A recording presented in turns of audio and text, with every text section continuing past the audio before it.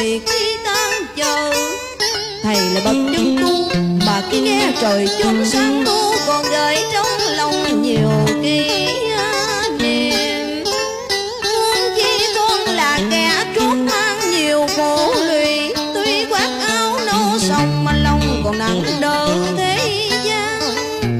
Câu kể lời kinh không quy quả được chuyện lòng, tiếng mõ hồi chuông tên gợi buồn gợi nhớ.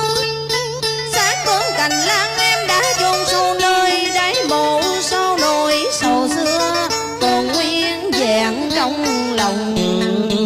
Nay con sẽ từ bỏ cõi trần gian, chuyện tình xưa bỗng hiện về nguyên vẹn.